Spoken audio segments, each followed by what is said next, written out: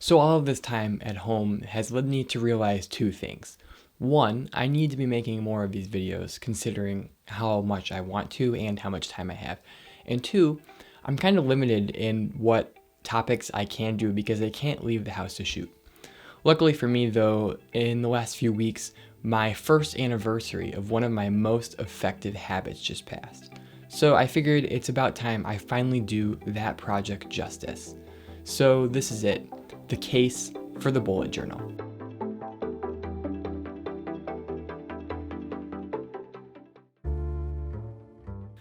I used to be a cluttered person. I wasn't overly cluttered, but it's what you'd expect from a high school student. I do things last minute and forget about deadlines. Calendars were non-existent in my life. That unfinished to-do list from last week probably got thrown away. The genius idea I had last night is probably in a stack of miscellaneous papers. Of course, I tried to use the school-issued planner. I tried to keep a to-do list, but none of it ever stuck. I needed a better system. Did that sound familiar? Because my YouTube statistics tell me that that probably sounded familiar to most of you. But don't worry, because I've been searching for a solution. I scoured the internet looking for the ultimate productivity solution, but the bullet journal never really came to mind because it seemed like it took too much time and required too much of an artistic ability. I needed something simple, easy, and effective. And it wasn't until I found the official bullet journal tutorial that I realized that this method might be the one. Underneath all that washi tape and fancy pen was actually the system I had been looking for. I decided to give it a try, not realizing how great of an impact it would have on my life. In practice, the bullet journal method is pretty simple. The creator, Ryder Carroll, basically wanted something that would combine his to-do list, his calendar, and his sticky notes. And that's exactly what the bullet journal does. The thing that really intrigued me about the bullet journal is the motto: track the past, order the present, and design the future. While I have deviated from the original method suggested in the book and the original tutorial, I still keep that motto in mind, making sure my spreads track the past, order the present, and design the future. Next, I'm going to go over how each section of my bullet journal does one or a few of those things. The most obvious way I track the past is with my time tracker. This is pretty simple. It's a log of my day every single day. Every few hours I update it by using colored markers to represent different activities. I know, it looks insane. While it might seem insane at first, it's actually immensely helpful.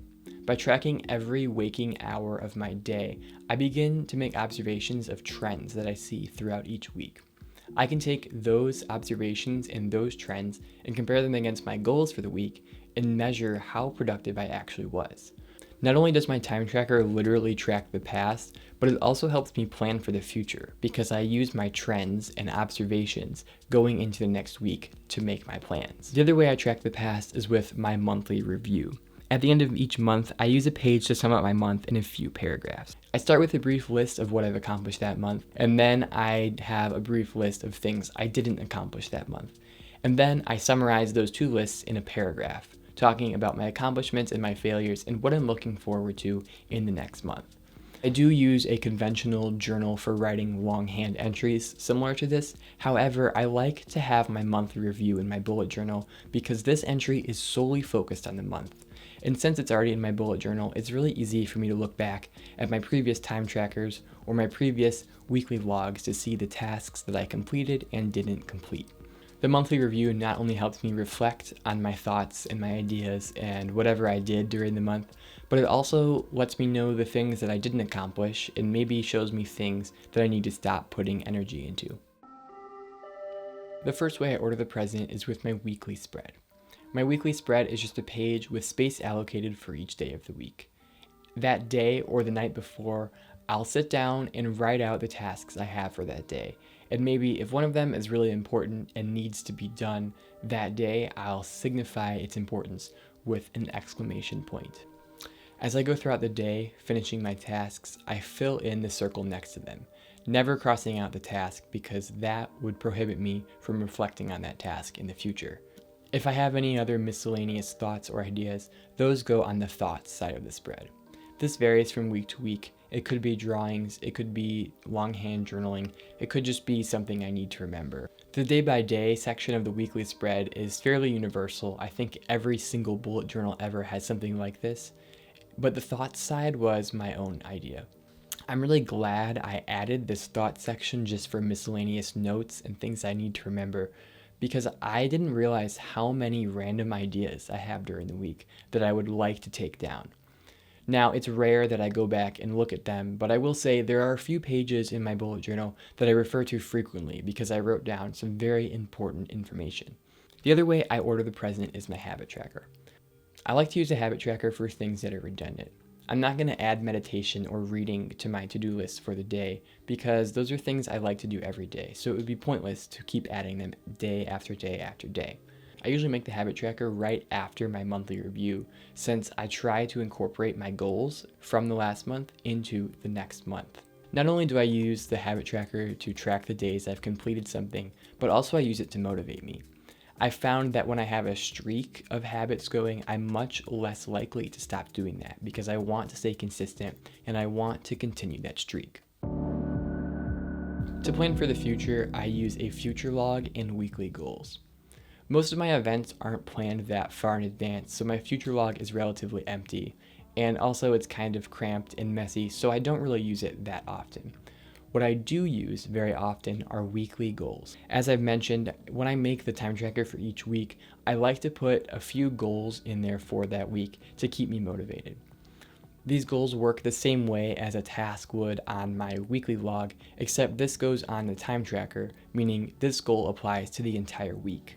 These tasks are usually a lot greater than something I could accomplish in one day, so that's why I put them on the time tracker, so I can see them all week. An example of one of these goals would be making a video or finishing a book. I will admit, it's not perfect. I do still procrastinate, I do still have a hard time getting motivated, but I do think that it's a lot easier than it was before. I think that having something that holds my entire life in it makes me accountable and it makes me work a lot smoother. By now, it should be evident that the bullet journal has helped me in numerous ways with organization and productivity. There are also a few other ways it's helped me that I don't think I've mentioned yet. Everyone deals with stress. As a student, I know it's really easy to think about your workload and your deadlines and start to panic. It's easy to panic when things seem out of control, but no matter what may be bothering you, the bullet journal can put it to rest. I found that when I feel panicked or stressed about my workload, it's often because I'm exaggerating what the expectations might be, or thinking that I have a lot to do, when in reality, it's not as much. I found that writing down things and tasks in my bullet journal will make me realize that the workload is usually much less than I expected, and by writing them down, I see a clear path to completion instead of an endless list of things to do. I think the bullet journal does a really good job at minimizing distractions. For example, if I had a calendar and a to-do list and also sticky notes for my random thoughts, I would be all over. But with the bullet journal, everything is in one place and it's organized with the index, which I might have forgot to mention, but it's basically a table of contents. And since everything is all in one place, it's really easy for me to go between pages and find that one thing I'm looking for, making my work a lot more streamlined and efficient. Now that I use my bullet journal, I'm less likely to feel like I wasted a day. I still have bad days, but even on those days, I can look back at my time tracker and find at least one good thing I accomplished that day. Specifically, because of the time tracker, I'm much more aware of how I actually spend my time in a day, and I'm much more aware of how much time I have to spend in a day. This awareness also leads to accountability, because I know that what I'm doing in the present moment will be evaluated and scrutinized by my future self, so I must make the most of it. Contrary to what I expected, writing down my thoughts and my tasks actually made me think about them less. When I was completely free of a to-do list, I was always thinking in the back of my head about the things I was trying to remember and the things I was trying to remember to do. Now that I have them written down on a piece of paper in my bullet journal, I can freely think about other things, and I don't have to worry about sorting and cataloging the things I've done and the things I have yet to do. It's so flexible and adaptable. Why do you think I've used it every single day for over a year? Days where I'm traveling, days where I don't feel like doing anything, no matter what, I still use it. The reason why is because it's so adaptable. When I'm feeling productive, I can add a load of work and I can take that on. Not only does it work for me when I'm productive, but it also works when I don't feel like being productive. The fact that it can adapt is the reason it stuck with me for so long. When my needs change week to week, I can easily change how I make my spreads, as I have so many times in the past. When my habits change, so does my habit tracker. When I need a sketch pad, a notebook, a journal, a to-do list, a calendar, a list of ideas, or a plan for a big project, it all fits here. The bullet journal is equal parts fun, creative, motivating, and productive. It adapts to anything I need it for. And that fact, that flexibility, is why it's worked so well for me, and why I'll continue to use it into the foreseeable future.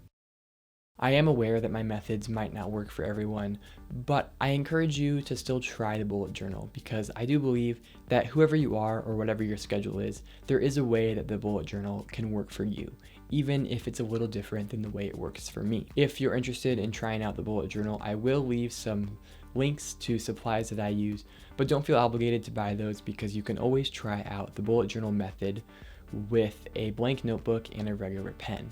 You can also check out the book or the tutorial video by Ryder Carroll that explains the actual bullet journal method, and you'll see how that differs from mine. I'll leave it up to you to decide which one you want to use. Hopefully you found some insight and some inspiration in this video.